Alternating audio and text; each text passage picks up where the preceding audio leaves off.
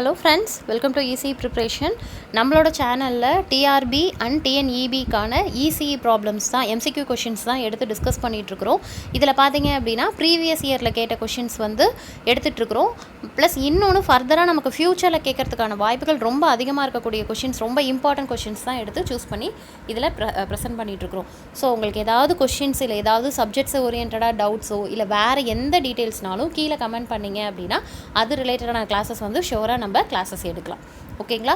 இந்த வீடியோ உங்களுக்கு ரொம்ப பிடிச்சிருந்ததுன்னா முதல்ல லைக் பண்ணுங்கள். உங்கள் ஃப்ரெண்ட்ஸுக்கு ரொம்ப யூஸ்ஃபுல்லாக இருக்குது அப்படிங்கிற பட்சத்துக்கு உங்கள் ஃப்ரெண்ட்ஸுக்கு ஷேர் பண்ணுங்கள்.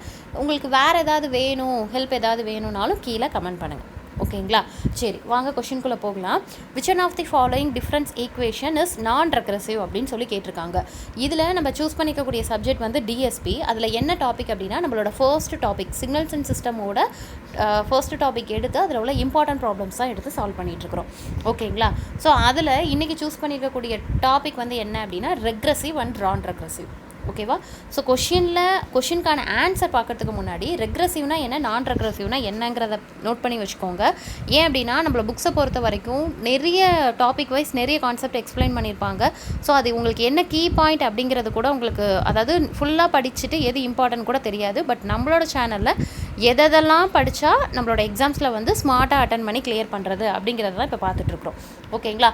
ஸோ அப்போது நமக்கு ரெக்ரெசிவில் வந்து கண்டிஷனே டேரெக்டாக கேட்கறதுக்கான சான்சஸும் இருக்குது. இல்லை அப்படின்னா அது ரிலேட்டடான ப்ராப்ளம்ஸும் கேட்கறதுக்கு சான்சஸ் இருக்குது. ரொம்ப ரொம்ப இம்பார்ட்டன்ட் திங். ஸோ நோட் பண்ணிக்கோங்க. ஸோ ரெக்ரெசிவ் அப்படின்னா என்னென்னா என்னோட ப்ரெசன்ட் அவுட்புட். ஸோ நான் சொல்லிகிட்டு இருக்கிறது வந்து ரெக்ரெசிவ்னா என்ன, நான் ரெக்ரெசிவ்னா என்ன அப்படிங்கிறத சொல்லிகிட்டு இருக்கேன். ஓகே? ஸோ என்னோட ரெக்ரெசிவ் மீன்ஸ் என்னோட ப்ரெசன்ட் அவுட்புட் வந்து ப்ரெசன்ட் இன்புட்டையும் என்னோட ப்ரீவியஸ் அவுட்புட்டையும் டிபெண்ட் பண்ணியிருந்ததுன்னா அதுக்கு பேர் ரெக்ரெசிவ்.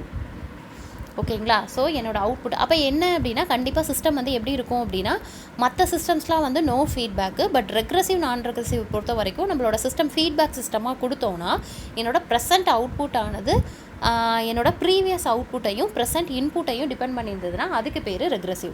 நான் ரெக்ரெசிவ் அப்படிங்கிறது என்னோட ப்ரெசன்ட் அவுட்புட் வந்து என்னோட ப்ரீவியஸ் அவுட்புட்டை டிபெண்ட் பண்ணியிருக்காது.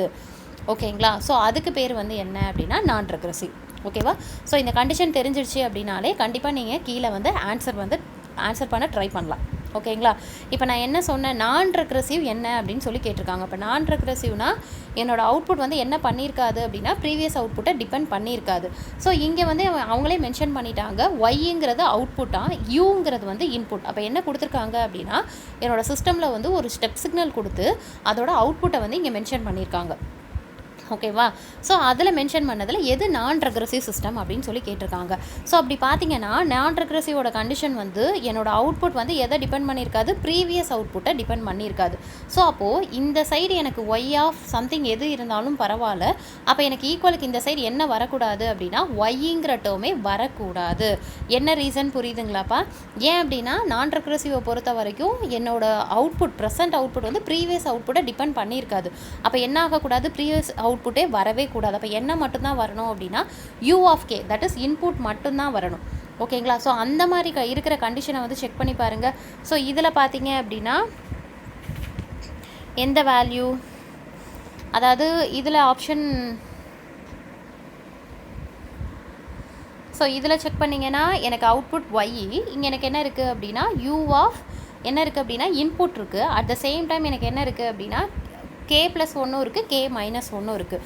கே மைனஸ் ஒன்றுனா என்னது, என்னோட previous output.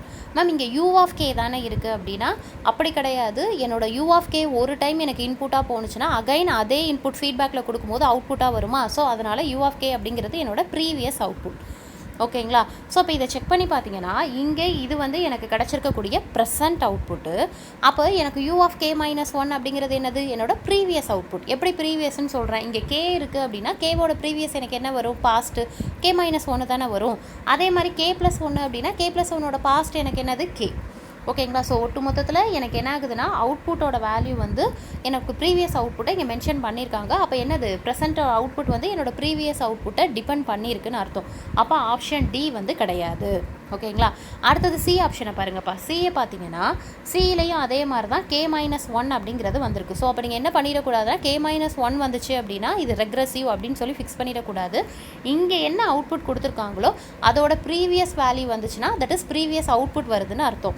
So previous output வருது அப்படின்னாலே இது கண்டிப்பாக ரெக்ரெசிவ். இங்கே என்ன கேட்டிருக்காங்கன்னா நான் ரெக்ரெசிவ் தான் கேட்டிருக்காங்க. அடுத்தது செக் பண்ணி பாருங்கள். கேவோட ப்ரீவியஸ் K-1 வந்திருக்கு, K+1ஓட ப்ரீவியஸ் K வந்திருக்கு. ஸோ அப்போ இதுவும் வந்து எனக்கு கண்டிப்பாக என்னென்னா ரெக்ரெசிவ் தான். இப்போ ஃபஸ்ட் ஆப்ஷனை செக் பண்ணி பாருங்கள். ஃபஸ்ட் ஆப்ஷனை செக் பண்ணிங்கன்னா K+2 K+1 K வந்திருக்கு.